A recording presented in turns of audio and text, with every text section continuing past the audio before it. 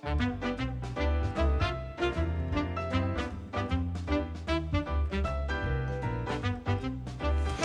guys, what's up? It's me, Priscilla. So today a lot of you have been asking me on my Instagram to do a tutorial on watercolor pencils because what I was doing was simply drawing on some postcards, and then what I did was I took my watercolor pencils, I colored it in, and I legit did this on the plane. These are actually some really awesome watercolor pencils I was just given by Arteza. So these are actually woodless, so there's no wood in them, and I can just sharpen them, and when I sharpen them, it's pieces of the pencil that are coming off. Like, it's the lead of the pencil, it's the watercolor pencil. I don't know how to explain this. I love these kind of pencils. These actual pencils are just pure watercolor goodness, just waiting for you to use them. So let's do a couple of exercises. Now, watercolor pencils, no joke, they're the easiest. I think it's the easiest way to do watercolor, especially if you're a colored pencil enthusiast.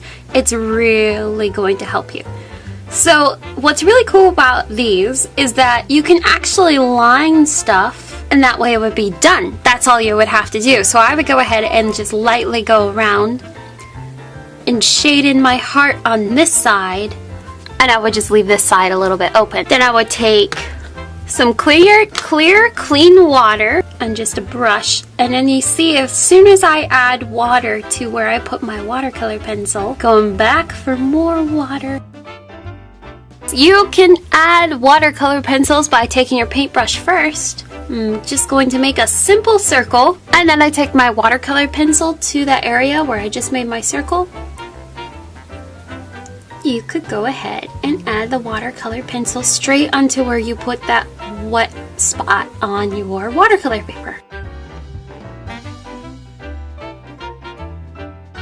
To be honest, this is my favorite technique right here, where I go in and I fill everything in already done. And the cool thing about watercolor pencils is you can go ahead and you can mix your pencils together on the paper.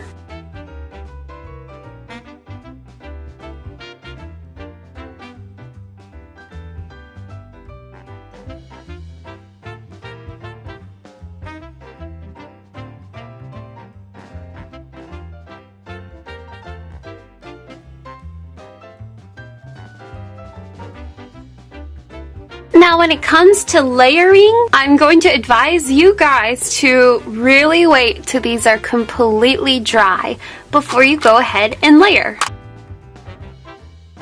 The first layer is completely dry. That's when I would go in and I would go ahead and add a whole new layer to wherever you want to put that layer, and that you would just repeat this for each and every single one. Wherever you want layers on your watercolor, that's where you would go ahead and put it. So I'm going to put it on that one, and I'm going to put it on this one.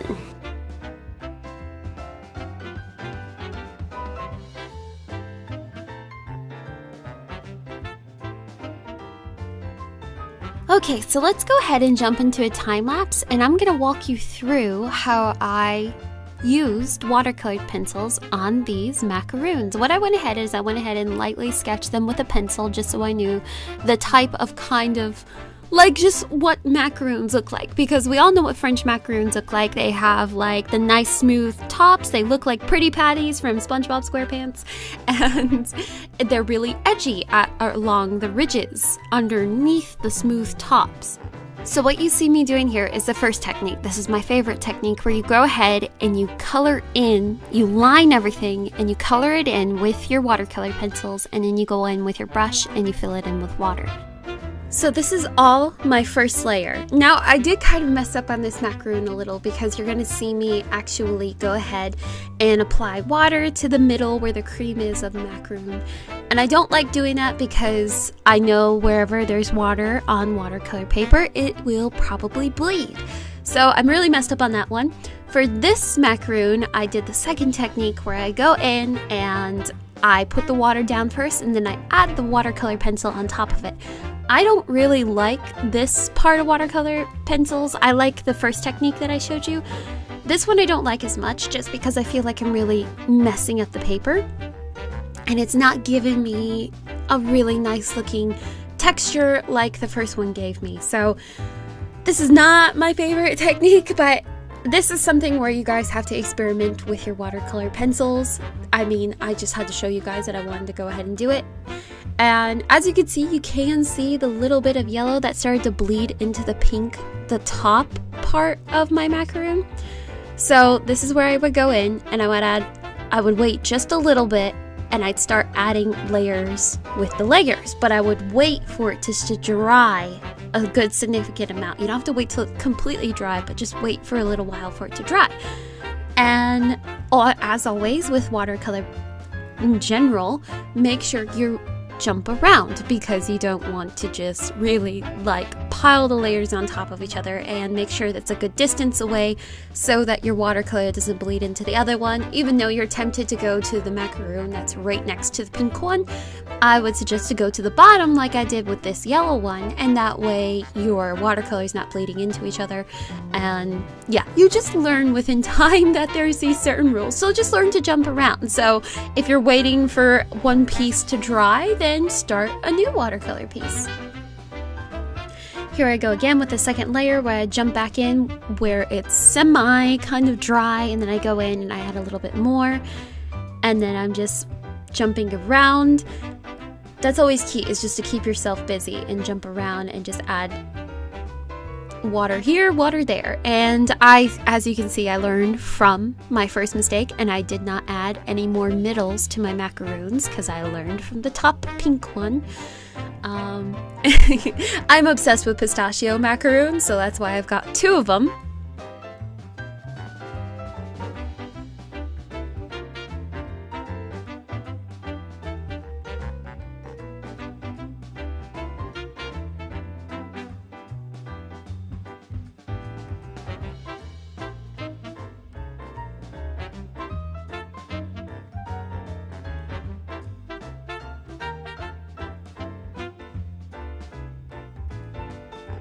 So for the bottom, when I wanted to go ahead and shade the bottom, I took my black and blue because that'll give me a nice cool shadow. And that's what's cool, because I actually picked some up from the bottom and I added it to the bottom of my bottom macaroons to give it the same cool shadow. So you can actually treat watercolor pencils as almost like it's its own palette, where you can pick it up and you can take it on and put it on something else and apply it to something else. And see, now I waited for a very, very long time to go ahead and add my middles to my macaroons. And I wanted it to be a creamy, cool color, so I added a little bit of blue to each one. It gave it a little bit of a green, but that's okay because that's kind of like the shading that I wanted. And then I keep going and I keep just adding layers on layers, but once again, you just really want to make sure that it's dry.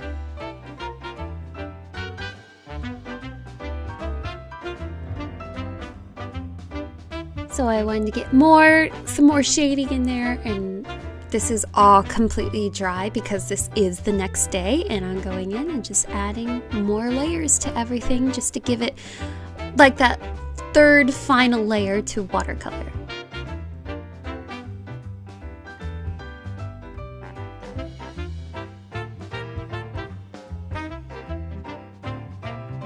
And this is just my preference. I love white gouache. You can get white gouache from any art store, and it's a great asset to have for watercolor because it goes ahead and it dilutes and it gives more of a highlighter kind of appeal to it. So that's why I use it.